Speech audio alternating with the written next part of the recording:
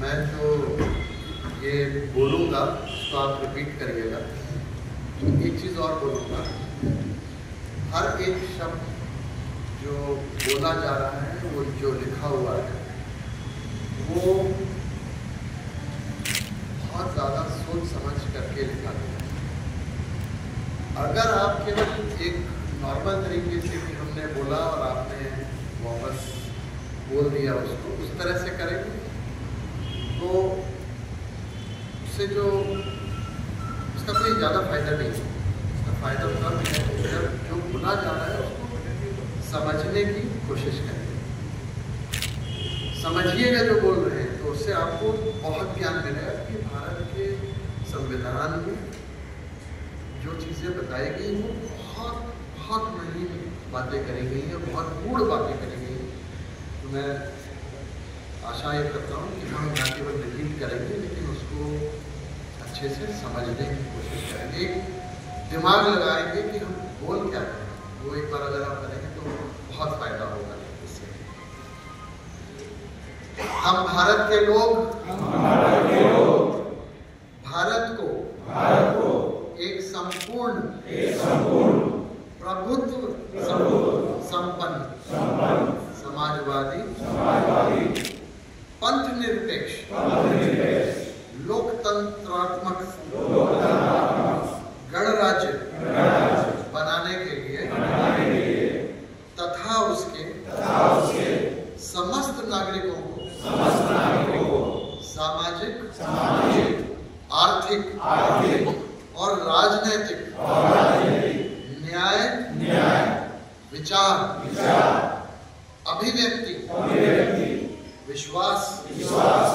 धर्म और उपासना की स्वतंत्रता प्रतिष्ठा और अवसर की समता प्राप्त कराने के लिए तथा उन सब में व्यक्ति की गरिमा और राष्ट्र की एकता और अखंडता सुनिश्चित करने वाली बंधुता बढ़ाने के लिए दृढ़ संकल्प होकर अपनी इस संविधान सभा में आज तारीख 26 नवंबर 1949 ईस्वी को एकत्र द्वारा इस संविधान को अंगीकृत अधिनियमित और आत्मसमर्पित करते हैं। ये जो कुछ शब्द हैं, ये अगर आपके पास क्या करते हो उसको 2-3 बार पढ़ लेना, आपको समझ में आ जाएगा कि राष्ट्र निर्माण में, राष्ट्र में हमको किस प्रकार से रहना है, हमको कार्यस्थल में और अपने निजी जीवन में किस प्रकार से हमको आगे बढ़ना है, उसकी बहुत गूढ़ मंत्र जो है इसके अंदर लिखे हुए हैं। उसको मैं आप सबको इनकरेज करूंगा कि पढ़ लीजिए, एक बार और 2 बार पढ़ लीजिए, तो उससे आपको समझ में आएगा। इसमें बहुत सारी चीज़ें लिखी गई हैं, मतलब बहुत इम्पोर्टेंट शब्दों का इस्तेमाल किया गया और एक एक शब्द इसके अंदर जो है बहुत सोच समझ करके बनाया गया। मैं आपको और बता सकता हूँ अपने अनुभव के द्वारा, जब पार्लियामेंट में कुछ बिल या इस प्रकार की चीज़ें जब पेश की जाती है, तो उसमें जो बोला जाता है और जब उसको बनाया जाता है, आपको विश्वास नहीं होगा एक एक शब्द के बिलों जो हमारे बिल जाते हैं, एक्ट जो बनते हैं, एक एक शब्द के लिए महीनों लग जाते हैं और लोगों को लगेगा कि अरे क्या कर रहे हैं सर। ऐसा नहीं, एक कॉमा, एक फुल स्टॉप, एक एक शब्द के पर्यायवाची, उसके ऑल्टरनेट्स, ये सब के ऊपर बहुत गहन विचार किया जाता है। तो जो पार्लियामेंट में होता है वो बहुत ही ढंग से बनाया जाता है। और ये तो वो है जो कि हमारे देश के सबसे बड़े बुद्धिजीवी, जितने भी उस जमाने में हुआ करते थे, इंटेलेक्चुअल्स हुआ करते थे, जिन्होंने ये संविधान बनाया, भारत का संविधान माना जाता है कि अनबायस्ड और बहुत ही अच्छा डिटेल में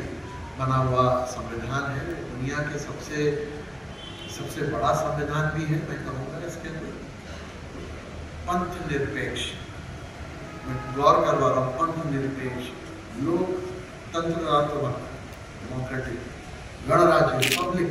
इन सब शब्दों के बड़े